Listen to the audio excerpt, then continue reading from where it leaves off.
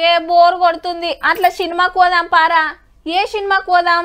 పలానా hero cinema వచ్చింది కదరా, దానికే పోదాం. ఎన్లాడుతుందిరా? మల్టీప్లెక్స్లో ఆడుతుంది మామ. హబ్బెరకొండో అందులో టికెట్లు కొనాలంటే మనం ఆస్తులు అమ్ముకోవాలి. ఇక నడిమిట్ల స్నాక్స్ కొనాలంటే ఇంకిన్ని అప్పులు చేయాలి. ఏదన్నా మామూలు టాకీస్లో ఆడుతుందేమో చూడరా. ఇగో ఇట్లుంటే దోస్తుల నడుమ ముచ్చట్లు. గసంటోళ్ళంతా మంచిగా నలెగ్గే ముచ్చట. శుక్రారం కొత్త సినిమాలు వస్తాయి కదా, టాకీసులు బంద్ అనే సినిమా చూడబోతున్నాం ఈ శుక్రారం. అవునా, హీరో ఎవరు, హీరోయిన్ ఎవరు తీసిండ్రని అడిగారు. అసలు టాకీసులు తెరిస్తే కదా బొమ్మ ఆడటానికి.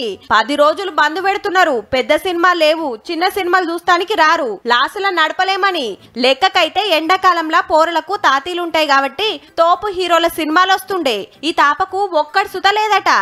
బుడ్డోళ్ళ సినిమాలు ఆడిస్తే కరెంటు బిల్లులకు సుత వెళ్ళదని ఓనర్ల మాట. ఒక్కొక్క థియేటర్ కి మినిమం 3 లక్షల నుంచి 10 లక్షల వరకు థియేటర్ సైజును పెట్టండి. అయ్యో మరి ఎట్లా అని మీరేం రంది పడకుర్రి.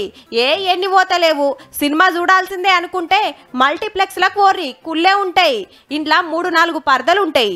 అన్నిట్లా సినిమాలు వేస్తారు కాబట్టి ఓ దాంట్లో కాకుండా ఓ దాంట్లోనన్నా పైసలు కమాయించవచ్చు.